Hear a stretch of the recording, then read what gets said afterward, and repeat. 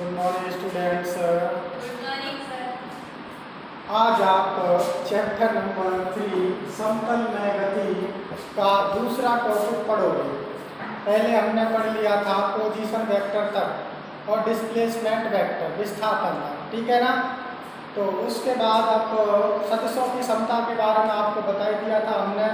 तो ये आप पढ़ोगे आज सदिशों का संकलन। संकलन कैसे, सदिशों को कैसे हम जोड़ सकते हैं, ठीक है ना, योग कर सकते हैं। इसके दो नियम हैं। पहला नियम है सदिशों का संकलन त्रिभुज के द्वारा, फिर समांतर चतुर्भुज के द्वारा। तो पहले हेडिंग लिखोगे सदिशों का संयोजन या संकलन। सदिशों का संकलन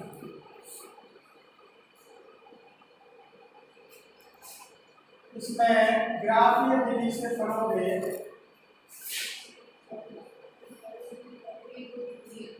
ग्राफीय विधि में है, पहली हेडिंग है सदिशों के संयोजन का त्रिभुज नियम। सदिशों के संयोजन का त्रिभुज नियम, त्रिभुज का नियम, ठीक है। ये आप पढ़ोगे कि हम सदिश को कैसे जोड़ सकते हैं। पहले इसका डायग्राम देखो। ये सदिश किसी त्रिभुज की दो भुजाएं हो, एक भुजा ये है, ठीक है ना, इसका परिमाण कितना है p सदिश। दूसरी भुजा इसके परिमाण ये, इसका परिमाण है q, ठीक है ना। तो तीसरी भुजा इनके विपरीत क्रम में इनके योग को व्यक्त करती है। ये तीसरी भुजा होगी, कौन सी होगी, तीसरी भुजा। इसको लिखेंगे r बराबर होगा p प्लस q। तो इससे हमारी परिभाषा क्या निकलती है, यदि किसी त्रिभुज की दो क्रमागत भुजाओं को दो सदिशों के रूप में व्यक्त करें तो तीसरी भुजा उनके विपरीत क्रम में उनके योग को व्यक्त करती है। तो लिखेंगे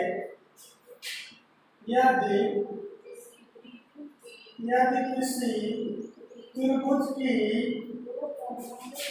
दो क्रमागत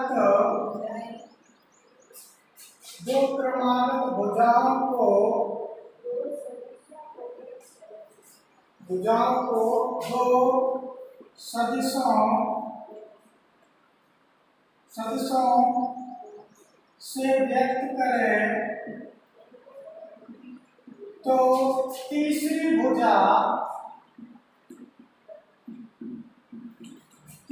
भुजा उनके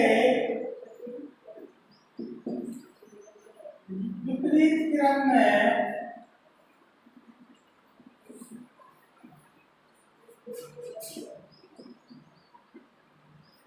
योग को व्यक्त करती है। योग को व्यक्त करती है। अर्थात चित्र से लिखोगे r वेक्टर पर p प्लस q। ये हो गया त्रिभुज का सदिशों के संकलन का त्रिभुज नियम। त्रिभुज की किन्हीं दो क्रमागत भुजाओं को सदिशों के रूप में व्यक्त करें तो तीसरी भुजा उनके विपरीत क्रम में उनके योग को व्यक्त करती है। अब भुजा कैसी विपरीत, इसलिए कि इधर से इधर जा रही है, विपरीत नहीं होती तो इधर से इधर आनी चाहिए थी, क्योंकि इधर से इसलिए ये विपरीत भुजा उनके योग को व्यक्त करती है। अब दूसरी हेडिंग है आपके सदिशों के संयोजन का समांतर चतुर्भुज का नियम।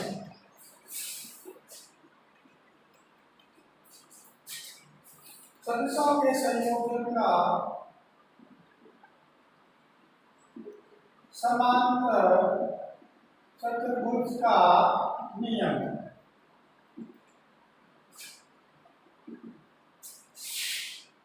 ठीक है, पहले इसका डायग्राम देखते हैं समांतर चतुर्भुज कैसे बनता है।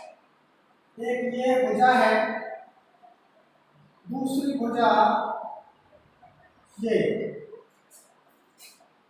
इसी तरह से तीसरी भुजा और चौथी भुजा, ये समांतर चतुर्भुज की ये भुजाएं हो गई। अब हम इसको देखो, एक भुजा ये समांतर चतुर्भुज की एक किन्हीं दो आसन्न भुजाओं को, आसन्न का मतलब जिनका शीर्ष एक हो, ये समांतर चतुर्भुज की किन्हीं दो आसन्न भुजाओं को दो सदस्यों के परिमाण व दिशा के रूप में व्यक्त करें तो इनके कटान बिंदु, यहाँ से कटान बिंदु से होकर गुजरने वाला विकर्ण, ये कटान बिंदु से होकर गुजरने वाला विकर्ण इन दोनों परिणामी सदिश के परिमाण व दिशा को व्यक्त करता है। ये क्या है? परिणामी वेक्टर, ठीक है ना।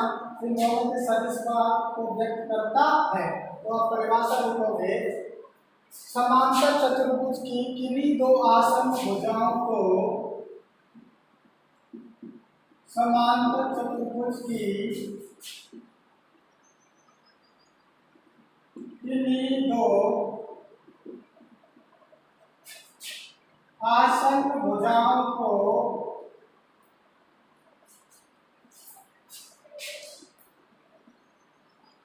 सदिशों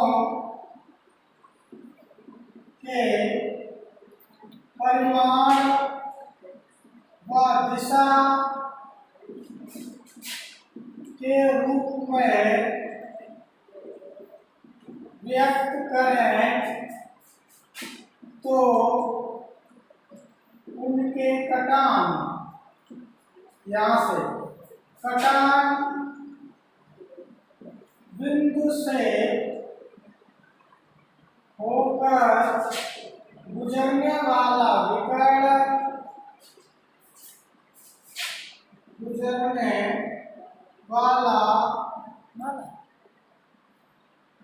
वाला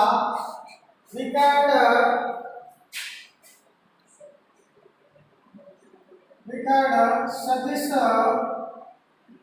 के परिणामी सदिश की परिमाण, सदिश के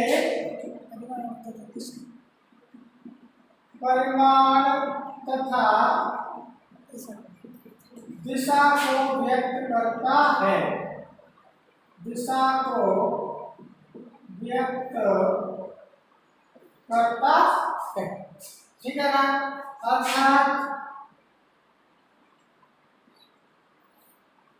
R बराबर 3+, ये हमारा समांतर चतुर्भुज का नियम हो गया। यानी इसको भुजा को क्या लिखोगे? Q, ठीक है ना। तो ये त्रिभुज की तरह ही है, लेकिन इसका गणितीय हल हम देखेंगे विस्तार से, ठीक है ना। समांतर चतुर्भुज की किन्हीं दो आसन्न भुजाओं को सदिशों के परिमाण व दिशा के रूप में व्यक्त करें तो उनके कटान बिंदु से होकर गुजरने वाला विकर्ण परिणामी सदिश के परिमाण व दिशा को व्यक्त करता है, ठीक है ना। ये कटान बिंदु है, इससे गुजरने वाला विकर्ण इन दोनों सदिशों के परिणाम को व्यक्त करता है। अब इसका हम गणितीय विधि से देखेंगे, इसके परिमाण तथा इसकी दिशा ज्ञात करेंगे, ठीक है ना। गणितीय विधि से दो सदिशों के परिणामी सदिश तथा दिशा ज्ञात करेंगे, ठीक है ना। समांतर चतुर्भुज के गणितीय विधि के लिए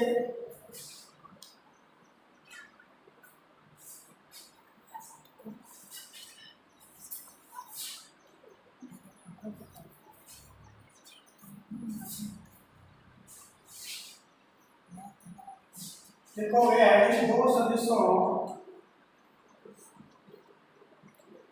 गणितीय विधि से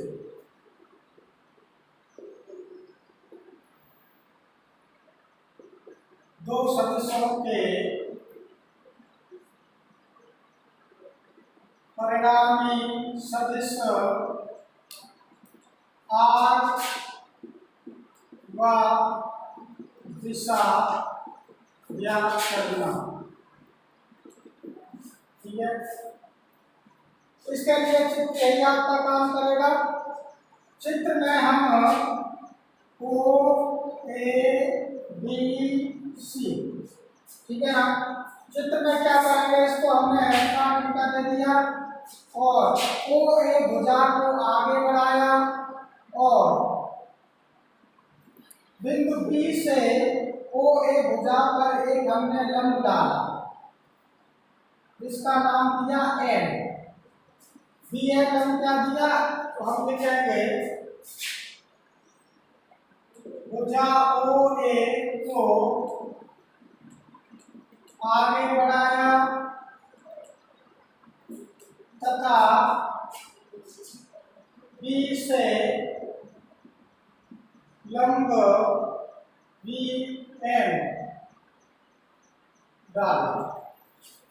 हमें इसमें परिणामी सदिश आर का मान ज्ञात करना है और इसका थीटा अल्फा की दिशा ज्ञात करना है। तो सबसे पहले हम लेंगे तो समकोण त्रिभुज बनने हैं, देखो ओ एन बी। सबसे पहले लिखेंगे समकोण त्रिभुज, ये समकोण त्रिभुज का सिंबल है, समकोण त्रिभुज ओ एन बी में पाइथागोरस थ्योरम से लगा दो। पाइथागोरस प्रमेय से, पाइथागोरस प्रमेय से क्या होता है, कर्ण का वर्ग बराबर आधार का वर्ग प्लस लंब का वर्ग। तो लिखोगे इसमें ओ बी का स्क्वायर बराबर ओ एन का स्क्वायर प्लस एन बी का स्क्वायर, समीकरण नंबर देखो 1, ठीक है ना। अब हम जानते हैं और लिखोगे ओ बी का स्क्वायर बराबर ओ एन की जगह ओ एन बराबर है हमारा, लिख लो चाहे ओ एन, क्योंकि लिखोगे ओ एन इक्वल, चित्र से देखो ओ एन बराबर क्या हो जाएगा ओ ए प्लस ए एन, तो लिखोगे ओ ए प्लस ए एन, इसकी जगह ओ एन की जगह क्या रख दोगे ओ ए प्लस ए एन, ठीक है ना। तो लिखोगे ओ बी स्क्वायर बराबर O A plus A N का whole square plus N B का होल स्क्वायर, ठीक है ना। ओ एन का मान रखने पर लिखोगे का मान रखने पर इसमें, तो अब इसका ए प्लस बी का होल स्क्वायर खोल दीजिए, ओ बी स्क्वायर बराबर A square plus B square plus 2ab से, तो ओ ए का स्क्वायर प्लस ए एन का square plus 2 into O A into A N plus N B square, फिर दोबारा ओ बी स्क्वायर बराबर ओ ए स्क्वायर प्लस इधर लिखो ये 2 O A into A N plus A N square plus N B square, समीकरण number दे दो 2, ठीक है ना। अब हमको इसका मान निकालना है, इसका मान निकालना इसका, और इसमें ए एन का भी मान हमको नहीं पता है, ये वैल्यू हमको निकालनी है। तो अब हम त्रिभुज समकोण त्रिभुज लेंगे ए एन बी में, तो मैं लिखोगे समकोण त्रिभुज ए एन बी में पाइथागोरस प्रमेय से,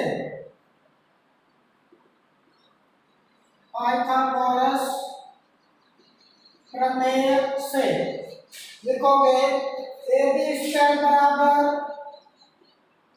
ए बी स्क्वायर यानी कर्ण का वर्ग बराबर आधार का वर्ग प्लस लंब का वर्ग, ठीक है ना। तो ए एन का वर्ग प्लस एन बी का वर्ग, ठीक है, इसको और तथा अब आप लिखोगे इसमें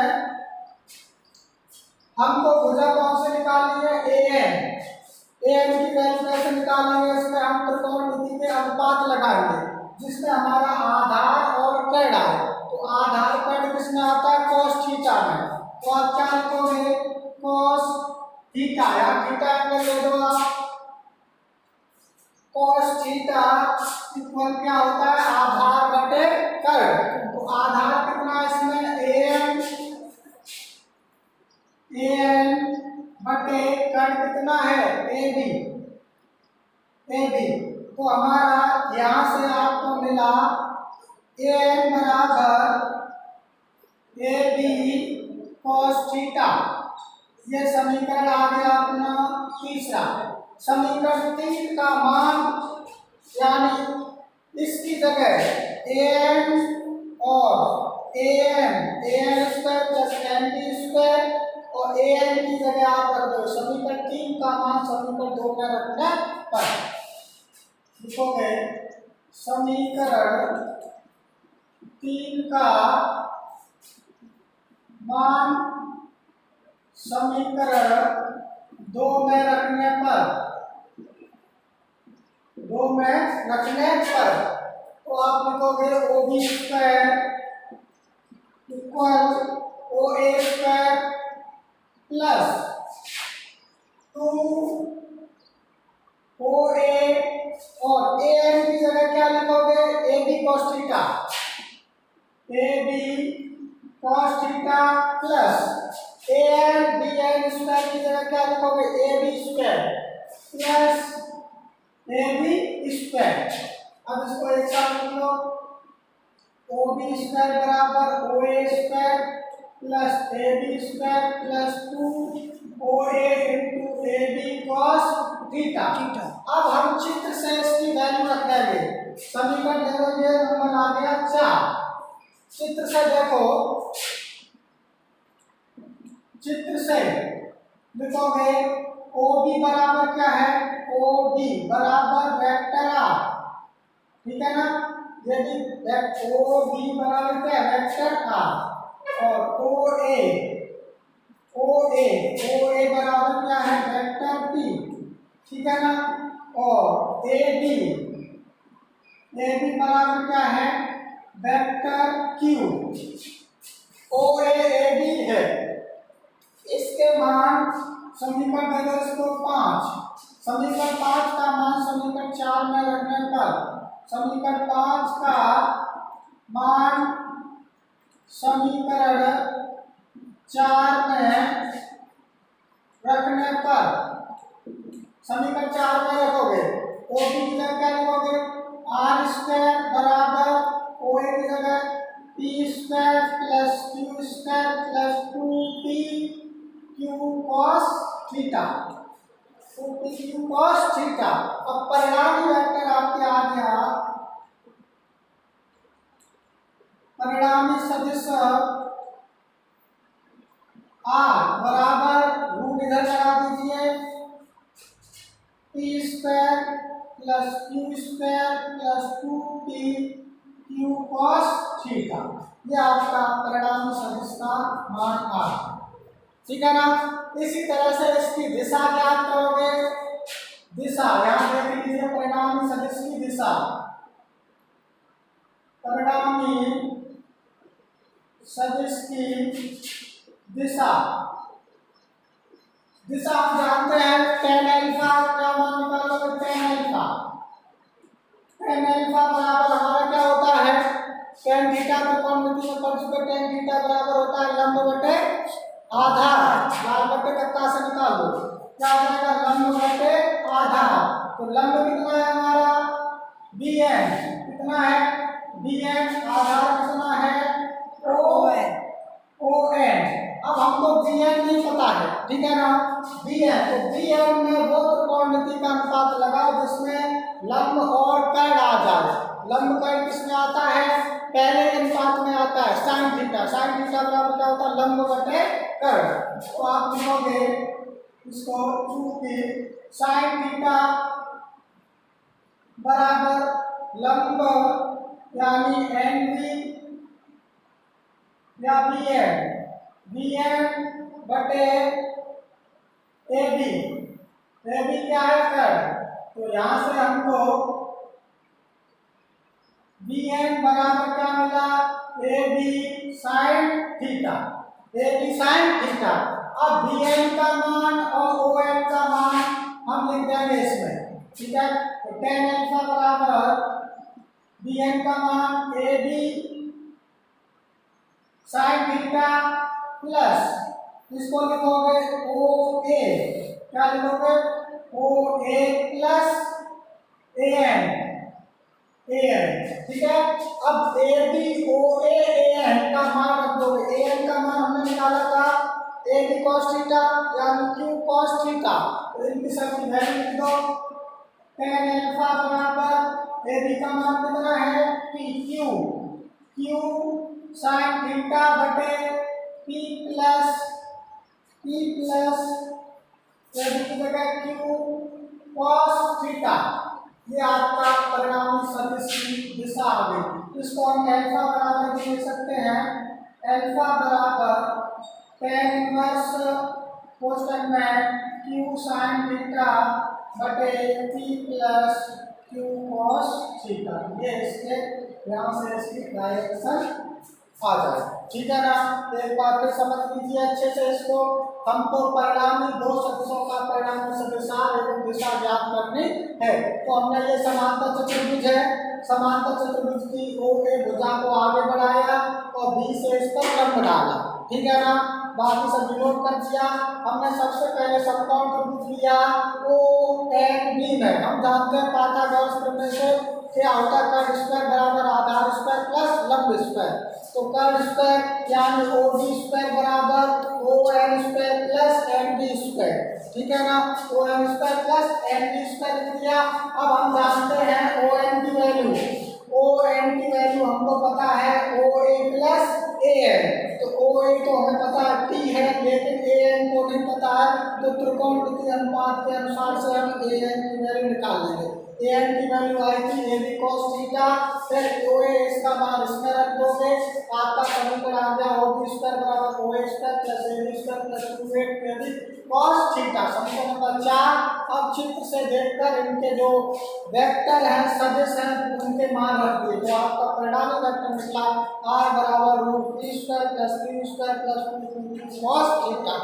दिशा ज्ञात कर लोगे, टेन अल्फा बराबर होता है हमारा लंब बटे आधार। लंब bn का मान हम यहाँ से निकालेंगे, bn का मान निकालोगे ए बी साइन थीटा।